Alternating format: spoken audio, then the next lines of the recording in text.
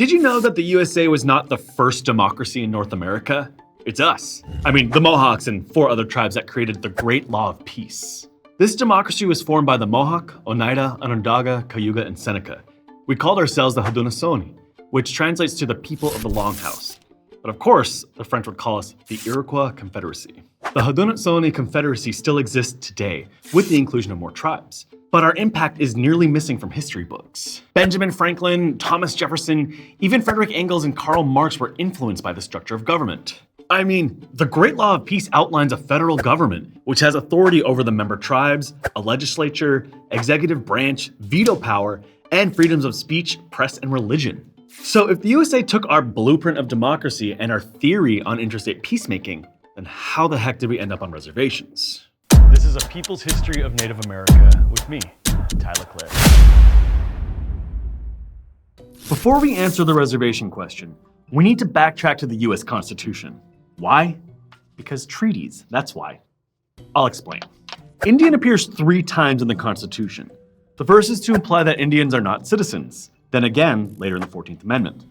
But the third mention is to declare that Congress has the power to regulate commerce with Indian tribes, thereby acknowledging the sovereignty Indians have to govern themselves.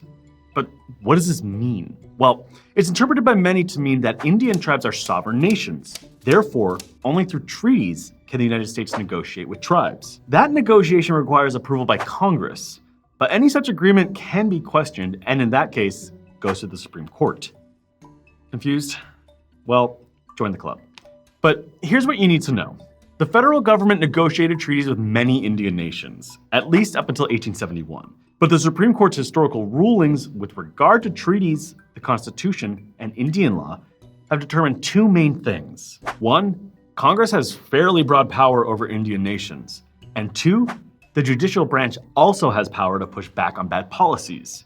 Also, you probably noticed I use the term Indian. That's because Indian is a legal term for us, just as Indian country is a legal term for all of our land, but that excludes Alaska Native land. We're the only racial group that's also a political entity. The United States has had a nation-to-nation relationship with tribes for nearly 250 years, and during that time has acquired 1.5 billion acres of our land. Tribal nations are both confined to reservations on Indian country and legally dependent on the federal government. Various treaties outline an exchange of land for the promise of rights, as well as health, education, and social welfare in perpetuity. What happened? Were those treaties the worst deals of all time? Well, no. So why aren't these treaties honored? Treaties, despite being legally valid, had many issues when they were written. Primarily is that many treaties came after or under the threat of war. Because to be clear, tribes do not let white people in willingly. We have records of wars and battles starting in the 1600s going all the way until 1923. Let's take some time to scroll on screen so you can see what I'm talking about.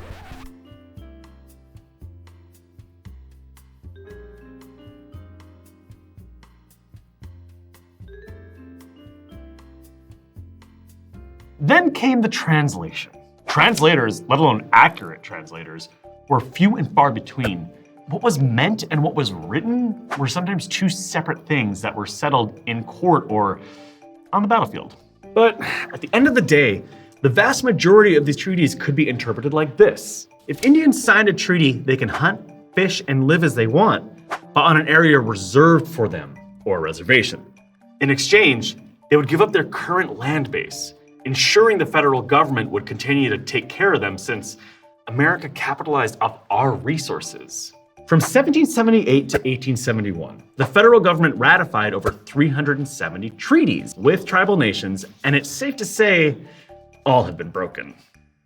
Now, let's take a look at today's reservations and some of the current statistics around reservations. You often see low income, high rates of incarceration, low access to clean drinking water, not to mention the actual location. Far away from major public infrastructure or even cities. These are not the statistics of people who are taken care of. Indians signed those treaties in part to ensure the futures of their descendants.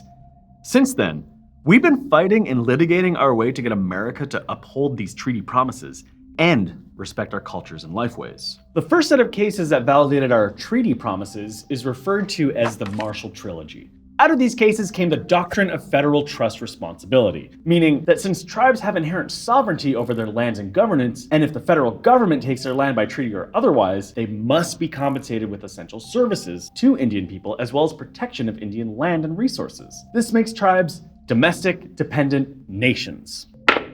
Makes sense, right? Well, not to the other branches of government. The executive branch's War Department established the Office of Indian Affairs to install the policies of the Manifest Destiny. Manifest Destiny is the idea that European Americans were ordained to settle the entire continent, which paved a way for Congress to adopt other Indian removal practices. For example, the 1830 Indian Removal Act, which allowed the president to set aside land west of the Mississippi for the tribes living in the South to what's now known as Indian Territory. So these new rules led to the Trail of Tears, a genocidal death march that forced 60,000 tribal members off their land in the South and moved to modern-day Oklahoma. To help us understand, we'll bring in Jessica Imitachi, an Oklahoma-based Chickasaw tribal member. Her great-grandfather, M.V. Cheadle, was born in Indian Territory and served on the tribe's last original legislature from 1905 until statehood in 1907. Hi, Jessica. Okay. Thank you for having me today. Can you help me and the viewers understand these treaties? We've got this promise into perpetuity that our people will be taken care of, not just for 7 generations, but for forever. And that includes education, that includes healthcare, that includes housing, that includes everything that it takes to make a person a healthy person. So then it becomes a question of, but how do we still hold the federal government to their word? After the Indian Removal Act, Congress passed the Indian Appropriations Act. There were 4 versions of this act, all basically codifying the reservation system.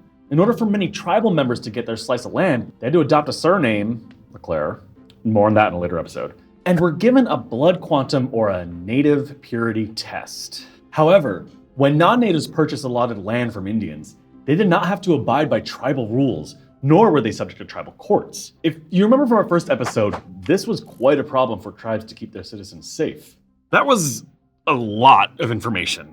And you might be thinking reservations are really bad, but we haven't explained why reservations are important to Native Americans. To help us answer, let's bring back Jessica. I think if you ask a Native person what their reservation is or means to them, I think that you'll hear many different answers. It's ceremony, it's community, it's beauty and love, and sometimes it's trauma and pain. It's all of these things. And I think that is what makes reservation life so amazing. It's the tapestry of who we are. So based on your work, how can Native Americans hold truth to power? I think about the census and voting as almost having a marriage. You're counted, you're recognized, you're seen, you have a voice. So it is about power, it is about representation, power and governance, but it's also about money. It's what determines federal funding. Now we have the power to elect leaders that do believe in honoring treaties, that do say, yes, we're going to sit down and we're going to meet with you face to face and we're going to talk about what your needs are. We know as American Indian people, we can carry these things like health, education, housing, all these things out best for ourselves and for our people, but it's the federal government's responsibility and duty to provide the funding to do that. And so, that's part of what honoring that treaty means. So when we think about some of the issues with the design of reservations, isolation, low funding, and a much understood distrust of, any governments, access to voting and the census is incredibly challenging. The states control rules of voting, but reservations are technically under federal jurisdiction and often depend on federal, not state resources. So voting drop boxes are few and far between in Indian country, sometimes hundreds of miles away. Voting places are the same, often requiring a full day off work, a car, or sometimes horseback to vote.